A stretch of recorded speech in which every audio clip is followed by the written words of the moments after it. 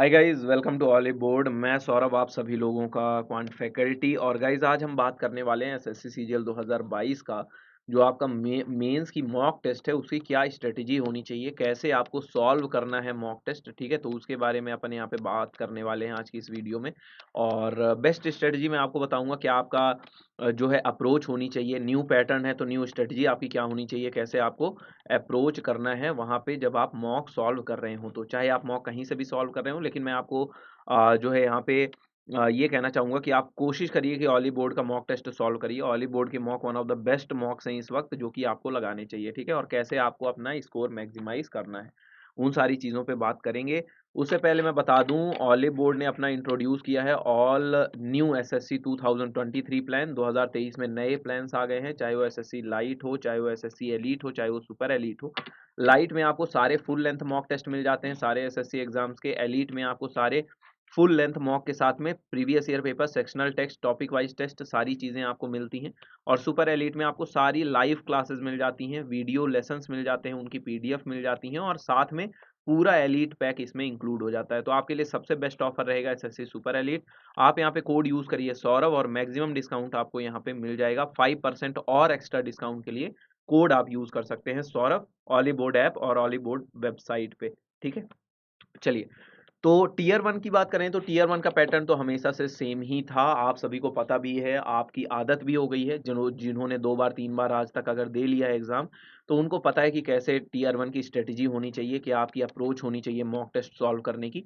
25 question होते थे, और सारे 25 क्वेश्चन जो है, हर क्वेश्चन 2 नंबर का और 50-50 नंबर का आपका पेपर होता था, चारों सब्जेक्ट। लेकिन जो टीयर टू का आपका पैटर्न है, तो टीयर टू जो नया पैटर्न आया है, नया पैटर्न में अब क्या हो गया है, इसमें 4 सब्जेक्ट्स अब आपकी हो गई हैं। अगर कंप्यूटर को मिला लें, तो कंप्यूटर को अगर मिला लें तो 5 सब्जेक्ट हो जाती हैं। ठीक है, तो आपको यहाँ पे ये देखना है कि अगर आपके पास इस वक्त 4 सब्जेक्ट हैं, ठीक है, आपके पास 4 सब्जेक्ट हैं, तो वही चारों सब्जेक्ट हैं जो टीयर वन की हैं। तो जब आप मॉक टेस्ट सॉल्व करते हैं, तो अब आपको वो मेंटेलिटी हटानी पड़ेगी जो अभी तक पहले टीयर टू में रहती थी, कि 2 घंटे में 100 क्वेश्चन पूरे मैथ्स के सॉल्व करने हैं, 2 घंटे में पूरे क्वेश्चन इंग्लिश के सॉल्व करने हैं। ठीक है, अब जो आपका नया पेपर पैटर्न है, आपको पता है पेपर वन जो है, पेपर वन आपका सबके लिए देने वाला पेपर है। मतलब जो भी टीयर वन क्वालिफाई करेंगे वो एलिजिबल रहेंगे पेपर वन के लिए। पेपर टू और पेपर थ्री जो है वो आपका स्टैटिस्टिक्स वाले कैंडिडेट के लिए है, और आपका डबल एओ वाले कैंडिडेट के लिए। जेएसओ का पेपर टू होगा, डबल एओ का पेपर थ्री होगा। लेकिन अगर आप ये कैंडिडेट नहीं है, तो पेपर वन तो आपको मैंडेटरी है देना, चाहे आप जिस भी पोस्ट के लिए फाइट कर रहे हो। अब इसमें क्या है, इस बार आ गया है सेक्शनल कट ऑफ। आप सभी को पता है सेक्शन वन जो है उसमें 2 मॉड्यूल है, मैथ्स और रीजनिंग आपका सेक्शन वन में रहेगी। 1 घंटे आपको मिलेंगे इस सेक्शन में, जहाँ पे 30 क्वेश्चन मैथ के, 30 क्वेश्चन रीजनिंग के करने होंगे। टोटल 60 क्वेश्चन होंगे, और 60 क्वेश्चन, हर क्वेश्चन 3 नंबर का, पूरे 180 मार्क्स का आपका होने वाला है सेक्शन वन। उसी तरह जो सेक्शन टू है, उसमें 2 मॉड्यूल जो है वो एक इंग्लिश है और एक जनरल अवेयरनेस है, जहाँ पे इंग्लिश के मैक्सिमम क्वेश्चन है 45, जनरल अवेयरनेस के 25। टोटल 70 क्वेश्चन रहेंगे, और हर क्वेश्चन 3 नंबर का, 210 नंबर का सेक्शन टू रहने वाला है। तो सेक्शन टू आपका ज्यादा वेटेज यहाँ पे इस बार रख रहा है। ठीक है, पूरे 30 नंबर ज्यादा वेटेज आपका सेक्शन टू का है। ठीक है, लेकिन अब आपको इस बार क्या है कि सेक्शन टू में भी आपको 60 मिनट ही मिलने वाले हैं। ठीक है, और 60 मिनट ही हैं, और सेक्शन वन में भी आपके पास 60 मिनट है। मतलब 60 मिनट जब आपके सेक्शन वन के खत्म हो गए, तो आपने जितने क्वेश्चन सॉल्व कर लिए, उसके बाद कोई फर्क नहीं पड़ता कितने क्वेश्चन छूट गए, सेक्शन टू आपका वहां पे स्टार्ट हो जाएगा। ठीक है, तो ये आपका नया पैटर्न है। ठीक है, और जो आपका सेक्शन थ्री होने वाला है, वो आपका क्या होने वाला है, सेक्शन थ्री जो है वो कंप्यूटर टेस्ट होगा, है ना। और कंप्यूटर टेस्ट में आपको यहाँ पे 15 मिनट आपको दिए जाएंगे हर एक मॉड्यूल में। ठीक है, जो आपका सेक्शन थ्री है, और फिर जो आपका सेक्शन टू होगा पेपर वन का, वो 15 मिनट का अलग से आपका डाटा एंट्री स्पीड टेस्ट होगा। ठीक है, तो ये बात याद रखिएगा सारी। ठीक है, अच्छा चलिए, तो अब देखते हैं कि क्या सारी चीजें हैं। ठीक है, 2 घंटे 15 मिनट का आपका मेंस है। अगर मैं डाटा एंट्री स्पीड टेस्ट को हटा दूं और अगर उसको इंक्लूड कर लूं, तो 2.5 घंटे का आप समझ लीजिए। तो जब आप मॉक सॉल्व करते हैं, तो आपको स्पेशली ध्यान देना है कि आपके पास क्या है, 2 सेक्शन है। आपके पास क्या है, 2 सेक्शन है, जिनमें आपको स्पेशली फोकस करना है। तो आप मॉक टेस्ट सॉल्व करते समय किन बातों का ध्यान रखेंगे। देखिए, मैं रीजनिंग की स्ट्रेटजी बताता हूँ। रीजनिंग के हमारे पास कितने क्वेश्चन है, 30 क्वेश्चन है। ठीक है, अब इस बार क्या है, 30 क्वेश्चन है भाई। हर क्वेश्चन कितने नंबर का है, एक क्वेश्चन जो है आपका 3 नंबर का है, एक क्वेश्चन आपका 3 मार्क्स का है। मतलब थोड़ा सा यहाँ पे क्या हो सकता है कि टीयर 1 के कंपैरिजन में लेवल जो हो क्वेश्चन का थोड़ा सा अप हो। लेकिन आपको अगर लग रहा है कि लेवल आपका अप है, तो आप ये भी सोचो कि 30 क्वेश्चन रीजनिंग के सॉल्व करने हैं और 30 मैथ्स के सॉल्व करने हैं। 60 क्वेश्चन 1 घंटे में सॉल्व करना है, तो क्या एसएससी कितना कठिन क्वेश्चन देगा आखिर? कितना ही कठिन देगा। और अगर इतना कठिन देगा तो क्या मतलब है कि 60 क्वेश्चन 60 मिनट में हो जाएँगे? पॉसिबल नहीं है। तो आपको रीजनिंग में क्या स्ट्रैटेजी रखनी है? सेम अप्रोच रखनी है जो टियर 1 की अप्रोच थी। आपको पहले ईज़ी क्वेश्चंस पे फोकस करना है, ठीक है? ईज़ी क्वेश्चंस अपने सारे कर डालिए। ईज़ी क्वेश्चंस आप सारे सॉल्व कर डालिए। जैसे कि आपका मिरर इमेज हो गई, ठीक है? मिरर इमेज बहुत आसान होता है, ठीक है? मिरर इमेज हो गई और जैसे कह सकते हैं कि जिसमें मिसिंग होता है आपका, है ना? जो मिसिंग नंबर वाले सवाल होते हैं, मिसिंग नंबर भी बहुत ज़्यादा कठिन नहीं होता है, ठीक है? वहाँ पे कोई ना कोई पैटर्न बन रहा होता है, उन क्वेश्चन को आपने सॉल्व कर लिया, ठीक है? इसके अलावा सिलॉग्स वगैरह सॉल्व कर लिया, मोस्टली सिलॉग्स भी आपके सही हो जाते हैं, ठीक है? और डिक्शनरी वाले जो क्वेश्चन होते हैं, उन सारे क्वेश्चनों को अपन ने फटाफट कर लिया, ठीक है? तो कोशिश करिए कि 30 क्वेश्चन में जो आपके नेक्स्ट 15 मिनट्स में 15 मिनट में आप कोशिश करिए कि 20 इजी क्वेश्चंस आप सॉल्व कर लें। 20 इजी क्वेश्चंस आपको कोशिश करने हैं सॉल्व करने की और स्किप करते हुए चलना है, ठीक है? जैसे कि शुरू के 30 क्वेश्चन, मान लीजिए पेपर स्टार्ट हुआ, 30 क्वेश्चन सामने रीजनिंग के हैं, तो 30 क्वेश्चन आपको 20 मिनट के अंदर देख जाना है। सॉरी, 15 मिनट के अंदर आपको उन 30 क्वेश्चंस को देख जाना है और उन 15 मिनट में 20 जो आपको आसान सवाल दिखने वाले हैं, वहां पे उनको जल्दी से सॉल्व कर लेना है। इसके बाद आपको 10 मिनट और रखना है बफर। 10 मिनट आपको जो रखने हैं, ये 10 आपको जो आपके पास मॉडरेट क्वेश्चंस बचे हैं ना, इन मॉडरेट क्वेश्चंस को आपको करना है। और देखिए, अब ये बात है कि अब आप अगर सोचेंगे ईगो पे लेकर के कोई चीज नहीं बैठनी है कि रीजनिंग के 30 क्वेश्चन सॉल्व करना है, ऐसा नहीं करना है। 15 मिनट में आपने 20 क्वेश्चन सॉल्व कर लिए, अब आपके पास 10 मिनट आपने और रीजनिंग को देना है, तो 10 मिनट में आप मॉडरेट क्वेश्चंस करिए और 10 क्वेश्चन बचे हैं, और कोशिश करिए कि इनके जो मॉडरेट क्वेश्चन है, कम से कम नहीं तो 6 से 7 क्वेश्चन आप इन 10 मिनट में सॉल्व ही कर लें। कोशिश करिए कि 6 से 7 क्वेश्चन हो ही जाएँ, ज़्यादा नहीं तो 6 तो हो ही जाएँ।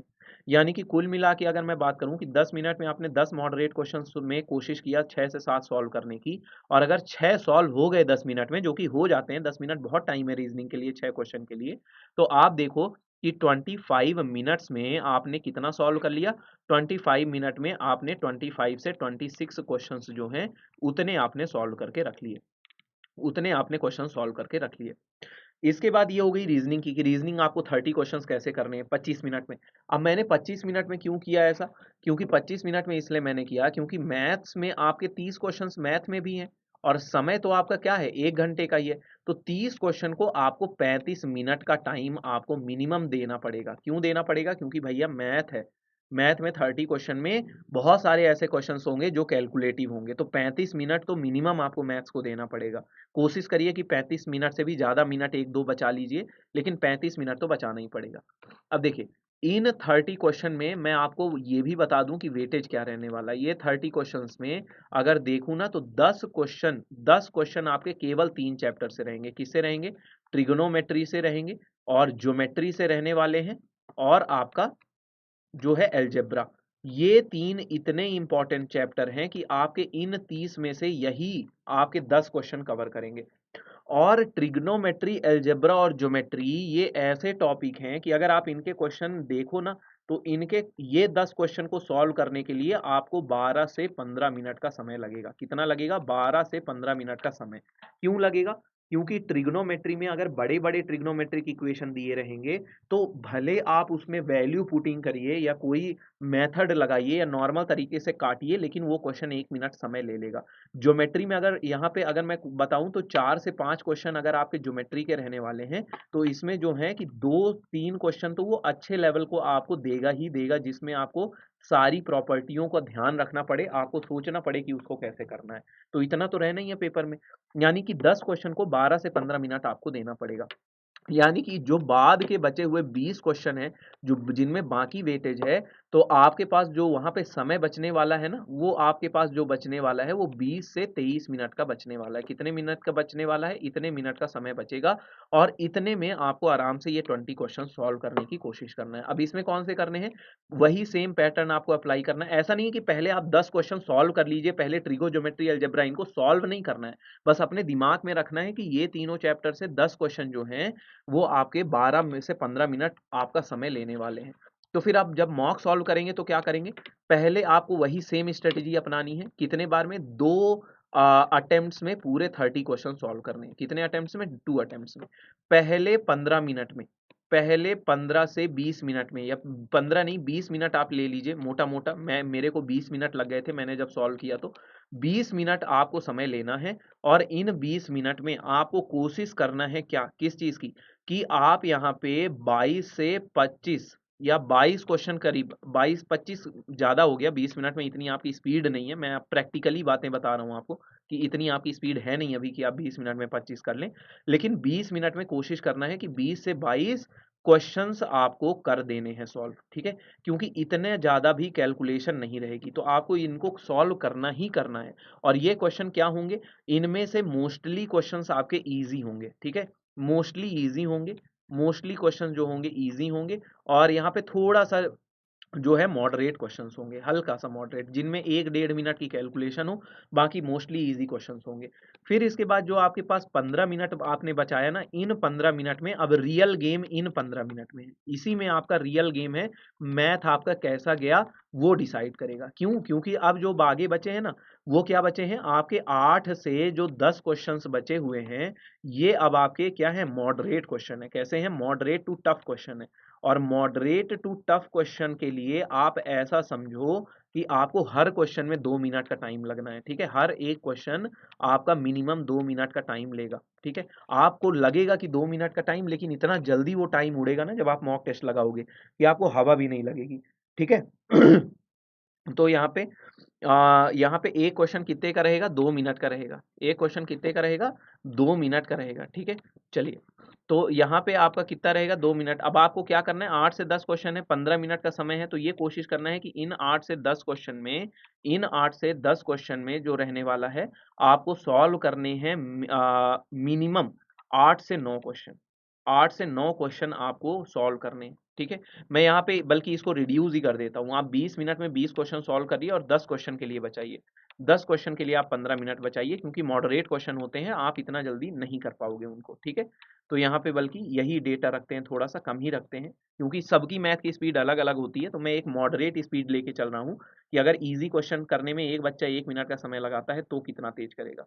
तो एक क्वेश्चन 2 मिनट का है, तो 15 मिनट में कोशिश करिए कि 8 से 9 क्वेश्चन आप मॉडरेट टू टफ लेवल कर जाइए। अब आप कहोगे कि सर ऐसा कैसे होगा कि सारे क्वेश्चन बन जाएँगे? तो मैं अब आपसे ये एक्सपेक्ट करता हूँ कि जो मैथ्स है, वो आपने पूरी पढ़ी हुई है, आपका पूरा सिलेबस कंप्लीट है, आपको सारे कांसेप्ट पता हैं और मैथ्स कोई ऐसी नहीं आएगी कि जो आपको कांसेप्ट ना पता हो। कांसेप्ट्स आपको सारे क्लियर रखने हैं। बाकी जो सवाल है, देखिए तैयारी ऐसी होनी चाहिए कि सवाल जब आए पेपर में, तो भाई एट लीस्ट दिमाग में ये तो ना रहे कि मुझे पता ही नहीं है ये चीज़। कांसेप्ट आपको आना चाहिए। कांसेप्ट अप्लाई नहीं कर पाना, वो कहीं न कहीं आपके प्रैक्टिस की कमी रह जाती है। कैलकुलेशन मिस्टेक कर देना, वो आपके प्रिपरेशन की कहीं न कहीं कमी रह जाती है। लेकिन किसी सवाल का कांसेप्ट ही ना पता होना कि भैया जो है कि सेंट्रॉइड की प्रॉपर्टी ही अब आपको नहीं पता है, आपको ऑर्थो सेंटर की प्रॉपर्टी ही नहीं पता है, congruency of similarity of triangle ही नहीं पता है, तो फिर तो बेड़ा गर्क ही है, फिर तो कोई मतलब नहीं है। तो मतलब कि क्वेश्चन 30 के तीसों आप पढ़ने पे ये तो जानते हैं कि कांसेप्ट क्या लग रहा है, होगा कैसे, लेकिन स्पीड नहीं मेंटेन हो पाती, तो पेपर हो नहीं पाता पूरा। यही होता है ना आपके साथ में, आपको भी पता होगा यही चीज़ होती है हमारे साथ पेपर में। तो आपको कोशिश करना है कि जो 15 मिनट बचाया है, उसमें जो आपके 10 क्वेश्चन हैं, तो आप कोशिश करिए कि 8 सवाल तो कम से कम 15 मिनट में कर ही दीजिए। तो अगर आपने देखा तो आपने पीछे 25 से 26 सवाल जो है, आपने रीज़निंग के वहाँ पे सॉल्व किए हुए थे अपने मॉक में और यहाँ पे आपने कितने सवाल कर दिए? यहाँ पे 19 से 20, 19-8 कितना हो गया? लगभग 27-28 सवाल आपने कितने कर दिए? मैथ्स के कर दिए। ये मैं एक अच्छे बच्चे की बात कर रहा हूँ। तो आप यहाँ पे देखो तो आपका ओवरऑल 60 में कितना हो गया? 7, 5, 12, 52 से लेकर के आपका जो है 54 क्वेश्चंस आपने अटेम्प्ट कर दिए आउट ऑफ 60 और ये एक अच्छा अटेम्प्ट होता है। आपको अटेम्प्ट अपना मैक्सिमम रखना है, चाहे आप मॉक टेस्ट में लगा रहे हैं या आप फाइनल पेपर में अपना टेस्ट दे रहे हैं, आपको मैक्सिमम अटेम्प्ट अपना रखना ही रखना है। जब मैक्सिमम अटेम्प्ट रखोगे तभी मैक्सिमम मार्क्स भी आएँगे, ठीक है? जब मैक्सिमम अटेम्प्ट रखोगे तभी मैक्सिमम मार्क्स भी आएँगे आपके, ठीक है? ये बात याद रखिएगा। अब जीके जीएस की स्ट्रेटजी, अब देखिए इनमें कोई स्ट्रेटजी नहीं है भाई, सीधी-सी बात है। जीके के कितने क्वेश्चन हैं? 45 सवाल हैं। अब इनमें तो ये वाली बात है ना कि आपकी प्रिपरेशन कैसी है, तो इनमें क्या ही स्ट्रेटजी बताना। इनका तो अब आपको पता ही है कि आपको कुछ नहीं करना है। ये 45 क्वेश्चंस जो हैं आपके पास, इनको कुछ नहीं, आराम से पढ़िए। 20 मिनट का समय दीजिए, 20 मिनट्स का, और 20 मिनट्स के अंदर आराम से उनको रीड करिए बढ़िया से, क्योंकि सफिशिएंट टाइम है। रीड करिए, ऑप्शन एलिमिनेशन लगाइए, जितने बन जाएं उतने कर लीजिए, ठीक है? जितने क्वेश्चन बन गए उतने तो कर ही लिया आपने। 20 मिनट आपको पूरा समय इसीलिए देना है कि 45 क्वेश्चन में आपको जितने आते थे वो आप अगले 10 मिनट में ही कर दोगे। 10 मिनट में बहुत होता है पढ़ने के लिए, और 10 मिनट में आपसे जो सवाल नहीं बने उनको रीड करिए अच्छे से, सोचने की कोशिश करिए, ऑप्शन एलिमिनेट करिए। एलिमिनेट करने से, आपका ऑप्शन एलिमिनेट करने से, 2 ऑप्शन अगर आपको पता चल रहा है कि ये तो एनी हाउ नहीं होंगे, तो 2 ऑप्शन में फिर आप क्या कर लीजिए, वहां पे रिस्क ले लीजिए। वहां पे आपको रिस्क लेना ही लेना है, क्योंकि अटेम्प्ट मैक्सिमम रखना है, ठीक है? तो इतना आपकी जीएस की स्ट्रेटजी है। अब ये आपके पढ़ने के ऊपर है कि आपने जीएस अपनी कितनी अच्छी प्रिपेयर करी है, ठीक है? मॉक में कोई स्ट्रेटजी नहीं होती जीएस की। आ रहा है तो आ रहा है, नहीं आ रहा तो नहीं आ रहा। 20 मिनट लेकिन आपको टाइम देना है, आराम से पढ़ के सोच समझ के करना है, और कोशिश करना है कि इन 45 क्वेश्चन में कम से कम आपके 35 अटेम्प्ट तो रहे ही। कितने रहे? 35 अटेम्प्ट तो आपके होने ही होने चाहिए, और एक्यूरेसी के साथ होने चाहिए। मतलब ज्यादा से ज्यादा 10% जो है एरर चलेगी, लेकिन कोशिश करना है कि आपकी जीएस इतनी स्ट्रांग हो, क्योंकि अच्छा खासा इस बार जो है, अरे sorry, I am so sorry, मैं कंफ्यूज हो गया। जीएस के तो 25 सवाल है ना? तो यहाँ पे आपको कोशिश करना है कि यहाँ पे जो है, आप यहाँ पे जो है, सॉरी, मैं जी के जीएस को यहाँ पे फिर आपको 10 ही मिनट देने हैं, ठीक है? 12-15 मिनट ही देने हैं, माफ करिएगा, ठीक है? थोड़ा सा मैं कंफ्यूज हो गया यहाँ पे। 25 क्वेश्चन रहने हैं ना, तो 25 क्वेश्चन जो जीके जीएस के हैं उसमें आपको केवल यहाँ पे कितना देना है, जो है कि 12 से 15 मिनट आप दे दीजिए, है ना? 12 मिनट बहुत है। रीड करिए, सेम वही है, ऑप्शन एलिमिनेट करिए, और कोशिश करिए कि जो आपका अटेम्प्ट हो वो करीब 20 सवालों के करीब हो, और 20 क्वेश्चन आपके जो अटेम्प्ट है उनमें 10% से ज्यादा एरर नहीं होनी चाहिए। मतलब 2 सवाल से ज्यादा गलत आप अफोर्ड नहीं कर सकते। सो कोशिश करिए 17-18 जो जीएस के क्वेश्चन है वो आप करेक्ट करिए। इसके अलावा कोई स्ट्रेटेजी नहीं होती। मेन अब जो आता है वो आता है इंग्लिश। जो इंपॉर्टेंट सब्जेक्ट है आपका वो क्या है? आपका इंग्लिश है, ठीक है? इंग्लिश में कितने रहने हैं सर? 45 सवाल रहने हैं, 45 क्वेश्चन। अब देखिए यहाँ पे आप बात समझिए, 45 क्वेश्चन रहने वाले हैं। हर क्वेश्चन 3 मार्क्स का है। कितने नंबर की है आपका? यहाँ पे 4 तिहाई 12, है ना? 120, और पूरे 135 नंबर की अब आपकी क्या है यहाँ पे? 135 नंबर की आपकी है इंग्लिश। यानी कि अगर एक क्वेश्चन आपका, ऐसे समझो कि अगर एक क्वेश्चन आपका 3 मार्क्स का है, तो अगर आप देखोगे मॉक टेस्ट में भी, तो थोड़ा सा हाई लेवल पूछेगा। इंग्लिश का थोड़ा सा जो लेवल है वो हाई रहने वाला है, ठीक है? हाई लेवल थोड़ा सा रहेगा। तो आपको कम से कम जो है यहाँ पे 45 मिनट तो मिनिमम बचा के चलने हैं, ठीक है? 45 मिनट में आपको कोशिश करने हैं 45 क्वेश्चन सॉल्व करने की। इनको करना कैसे है? अच्छे से रीड करना है। रीड करना है आपको क्वेश्चन को, अंडरस्टैंड करना है कि पूछा क्या है, स्पेशली अंडरस्टैंड करना है। अंडरस्टैंड करने हैं मतलब उनकी मीनिंग वगैरह आपको समझनी है, और फिर इसके बाद आपको एलिमिनेट करने हैं ऑप्शंस, और वहां पे करेक्ट ऑप्शन आपको टिक लगाना है, ठीक है? तो ये आपका अप्रोच होना चाहिए इंग्लिश के लिए। अब इंग्लिश भी ऐसा है कि इसमें मैं और कोई स्ट्रेटेजी चलती नहीं है। इंग्लिश में भी बात वही है। अगर आपकी इंग्लिश है, इंग्लिश क्या है भाई? एक लैंग्वेज है। अगर आपको आती है तो आती है, नहीं आती तो नहीं आती है।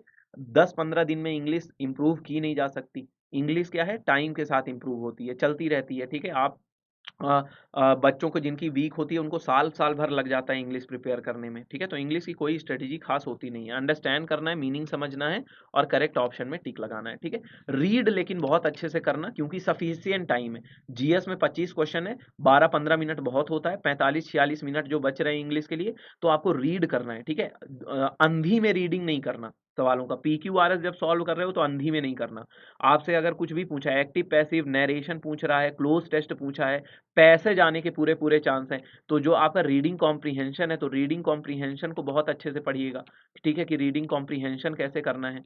इसके अलावा रीडिंग कॉम्प्रीहेंशन सॉल्व करने का सबसे अच्छा तरीका क्या है? फर्स्ट आपको क्वेश्चंस रीड करने हैं। फर्स्ट आपको क्या करना है? क्वेश्चंस जो हैं वो अपने रीड करने हैं, है ना? और क्वेश्चंस रीड करके उनको नोट कर लेना है, उनका नोट कर लेना है। क्या नोट करना है? कीवर्ड, कि हर क्वेश्चन में कौन सा कीवर्ड है जो आपको पैसेज में चेक करना है।